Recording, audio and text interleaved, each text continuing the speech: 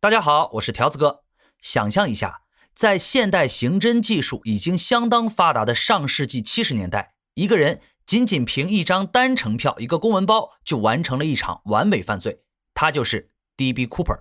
创造美国历史上唯一没有结案的劫机案。当他在数千米的高空纵身一跃后便彻底消失， FBI 花费了50多年，却连他的影子都没有找到。关于他的无数秘密，至今依旧无法解答。说起劫机案呀，大家的第一印象会是什么呢？估计大部分人想起来的还是2001年的911事件，但给人的感觉已经非常久远了。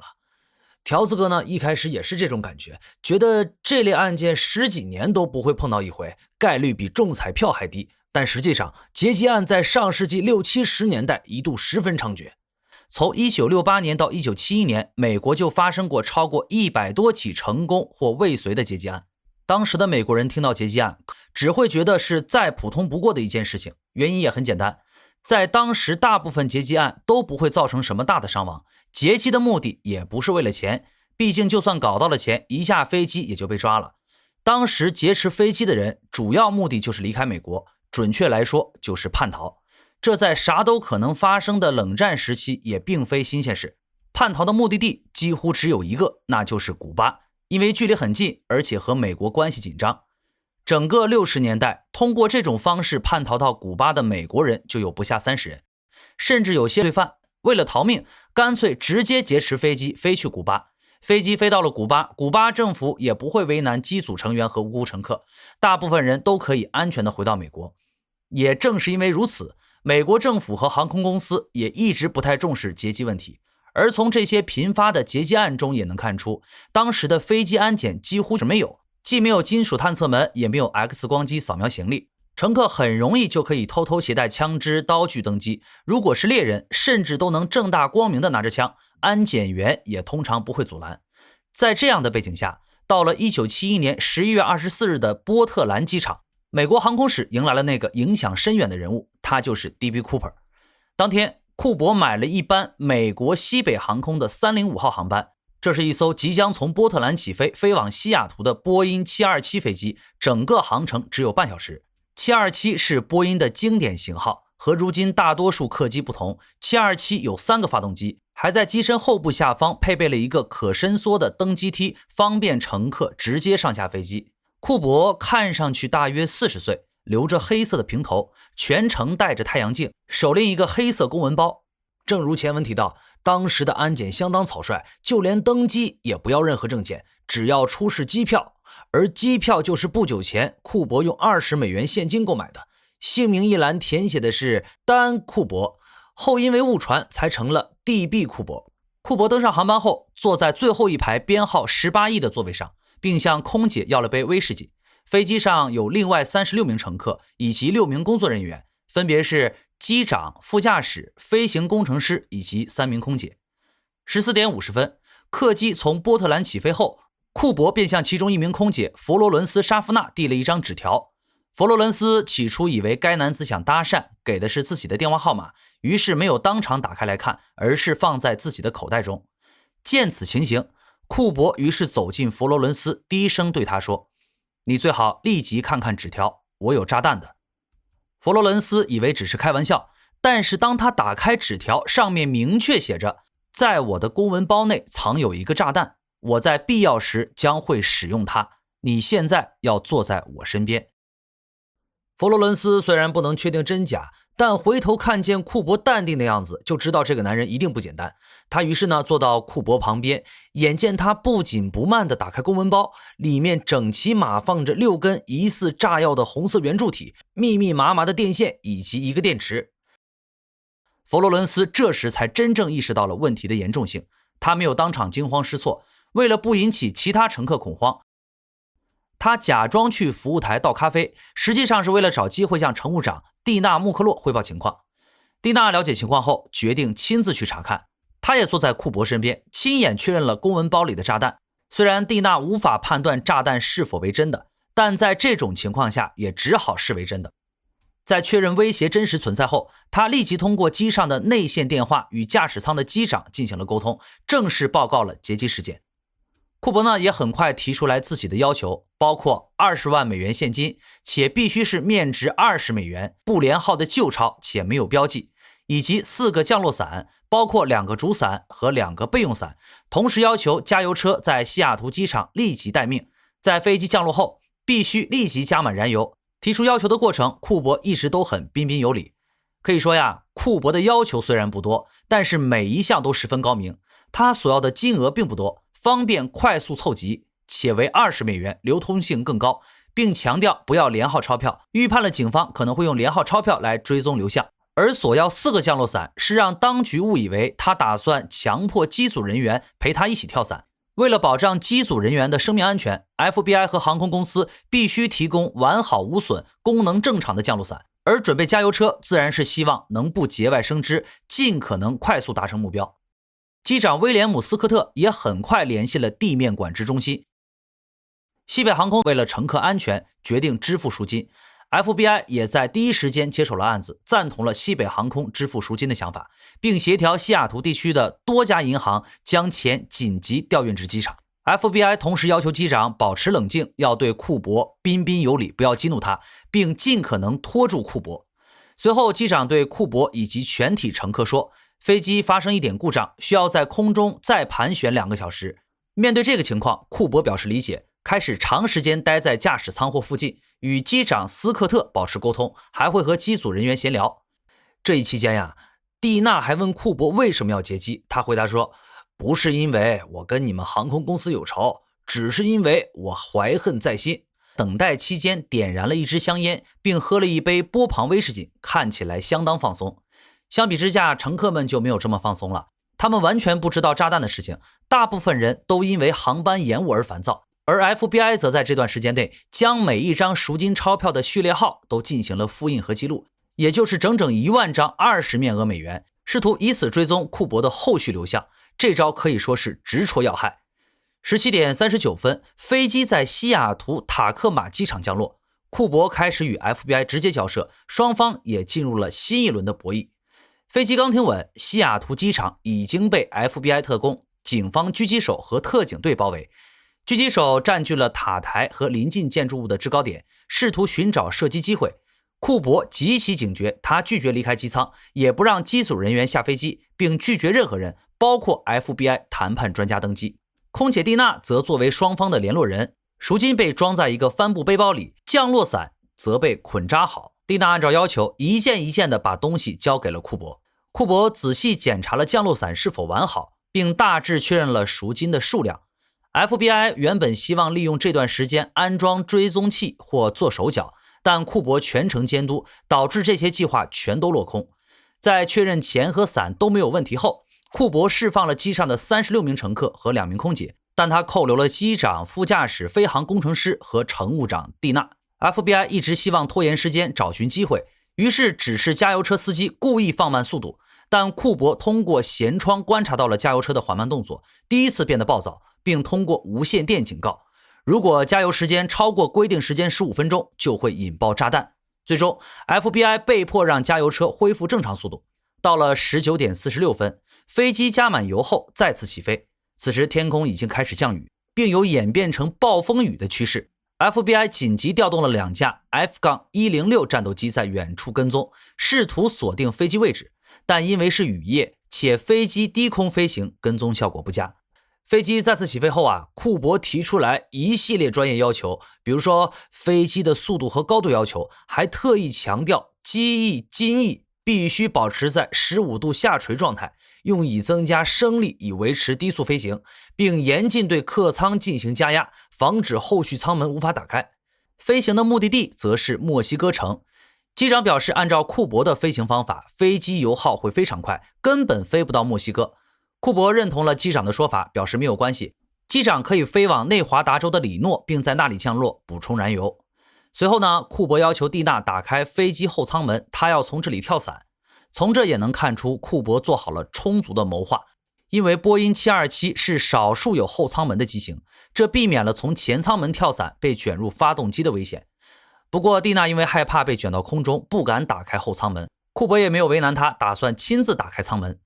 大约在8点，后舱门被打开，暴风雨涌入飞机，蒂娜恳求库珀把炸弹带走，库珀啥也没有说，只是将公文包重新拿到手上。蒂娜随后按照库珀要求返回了驾驶室。机长注意到飞机尾部的尾梯位锁警示灯亮起，意识到库珀打算跳伞了，于是询问他是否需要帮助。库珀只是说了一句 “No”， 这也是库珀说的最后一句话。之后在8点13分左右，机长感觉到飞机出现了极其轻微的抬头现象和加速感。在平稳飞行中，这种微小的配平变化对于经验丰富的飞行员来说是非常明显的，而这也意味着库珀已经跳伞。飞机在库珀离开后又继续飞行了约2个多小时，最终于当晚22点15分左右安全降落在里诺机场。飞机降落后立刻被 FBI 和当地警方团团包围，机组人员在警方的陪同下重新进入了客舱，确认库珀已经不在飞机上。他们在客舱后部发现了库珀遗弃的降落伞背带、一个空的背包以及一条他曾佩戴过的黑色领带。FBI 随后对库珀可能的跳伞地点开展了地毯式的搜索。当年 FBI 主要推测库珀降落在华盛顿州西南部的圣海伦斯火山，这块地和西雅图、波特兰都不算太远，当地还属于典型的喀斯特地貌，地形复杂，有着湍急的河谷，且遍布原始森林，部分地区地质活动也比较剧烈。1980年后，圣海伦斯火山还进入活跃期，喷发过好几次，掩盖了很多证据，让如今的排查工作已经变得困难重重。FBI 当年划定的核心搜索区面积就约为400平方公里，他们使用了红外线设备，试图捕捉库珀落地后生火取暖留下的热源信号，但一无所获。搜索人员呢，还排成过1字长蛇阵，徒步穿越茂密的原始森林。FBI 还聘请了专业的打捞公司，并动用了小型潜水艇和潜水员，对当地水域进行了细致的扫描和打捞。但是整场行动唯一的发现就是飞机尾部的 T 字标牌。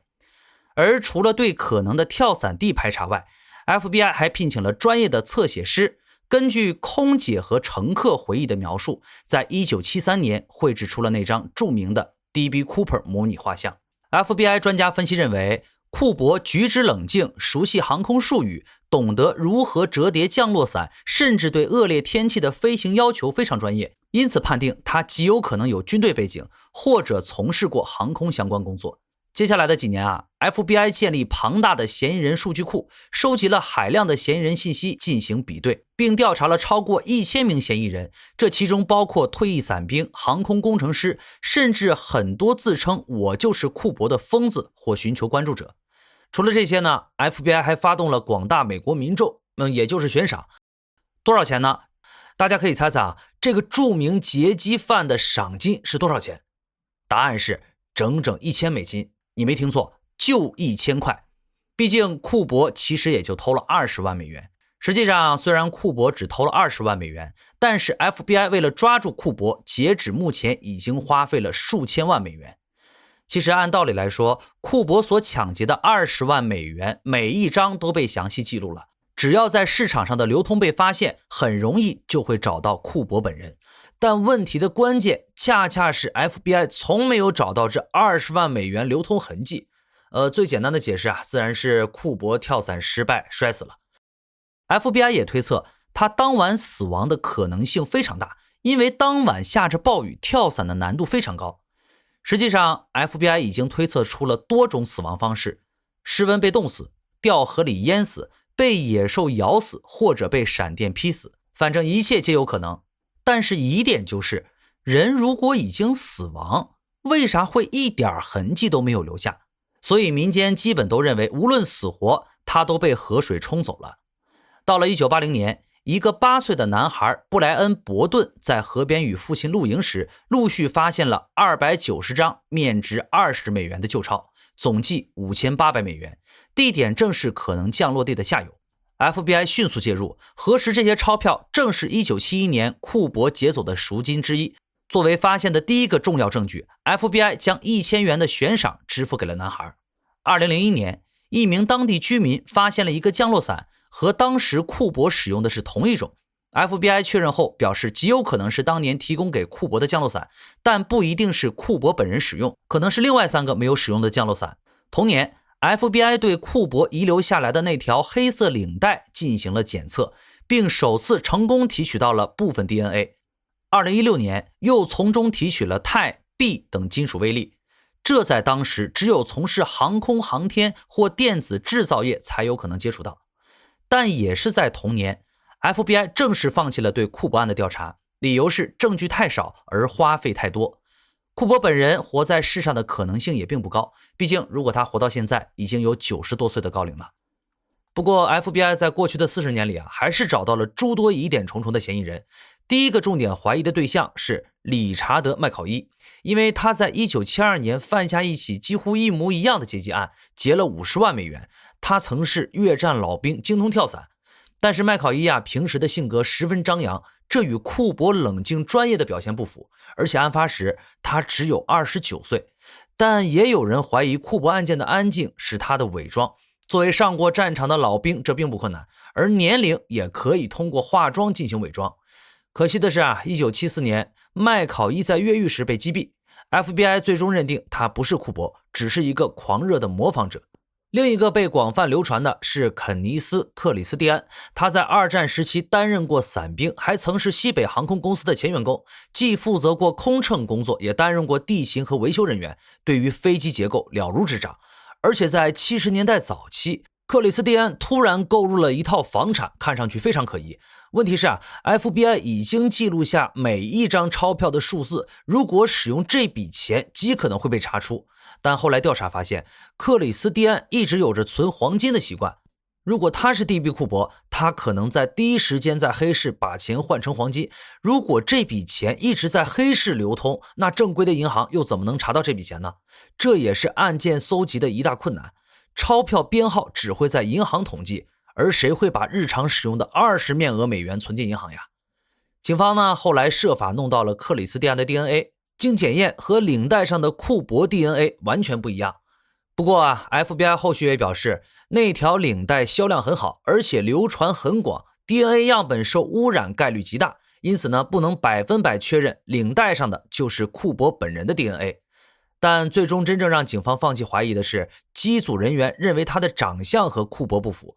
库珀呢，脸比较长，而且克里斯蒂安他是圆脸。还有呢，罗伯特·拉克斯特劳，他曾是一名陆军飞行员，也是一名有前科的罪犯，在越南战争期间因英勇的直升机救援行动而多次获奖。而在飞行间隙，他因有辱军官身份的行为而受到指挥官的严厉斥责，包括未经授权与其他部门执行地面任务，谎称自己就读过2所大学，以及进行被禁止的跳伞活动。这些行为最终导致拉克斯特劳在1971年6月结束了他7年的军旅生涯。退伍后呢，他的妹妹说，这位27岁的老兵回到加州时既失望又愤怒。而就在5个月后， DB 库珀劫机事件就发生了。如果说拉克斯特劳是凶手，或许可以证明为什么那一笔钱没有被发现，因为劫机案不是为了钱财，而是为了报复政府。而在70年代，拉克斯特劳曾因犯重罪入狱，并多次成功入狱。1978年呢， FBI 库珀专案组在2次越狱逃亡期间首次注意到拉克斯特劳。2次逃亡都与飞机有关，一次呢是飞往伊朗，另一次是在蒙特雷湾上空伪造坠机死亡。当地警方呢向 FBI 报告了他与库珀合成画像的相似之处，他的军事技能以及犯罪记录，包括盗窃飞机、持有爆炸物、空头支票和银行欺诈。后来呢，还有民间调查组陆续收集了90多条间接证据，但是由于没有任何一条证物能直接将他与305航班联系起来，而且年龄不符， FBI 经过评估也认为证据链太弱了，不足以支撑指控。而在所有嫌疑人中泰德·布雷登是跳伞技术最好的人。二战期间，他在第101空降师服役，最终成为军中最优秀的跳伞员之一。曾代表美国陆军航空队参加国际跳伞比赛，军方记录显示他完成了911次跳伞。越南战争时期布雷登又从事特种作战，担任军事跳伞教官。他的战友同样是特种部队的老兵。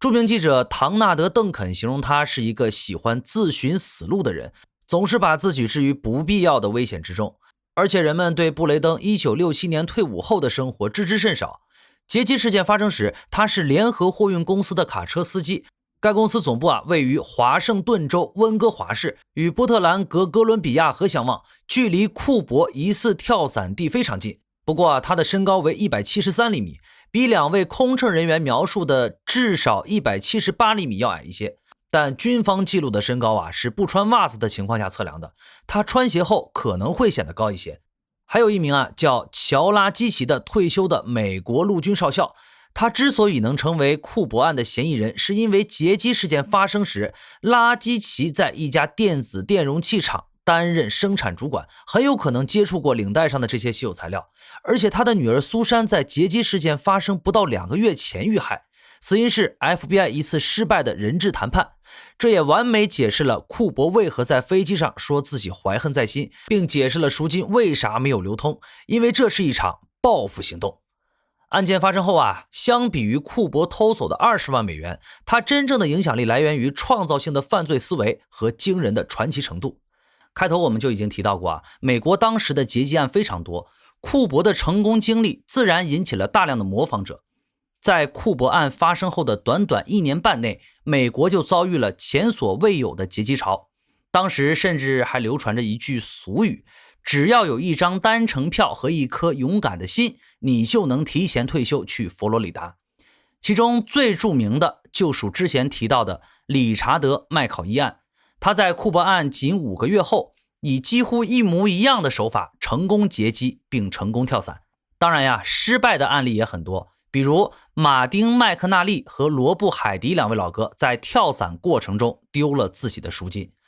丹尼尔·卡雷这位老哥更是连炸弹都忘记带，心里没底的他只索要了5万美元和一顶降落伞，最终被送进精神病院。梅尔文·费舍尔则因为在最后关头害怕跳伞被捕。这些模仿者毫无疑问都被抓住了，没有一个像库珀那样成功逃脱。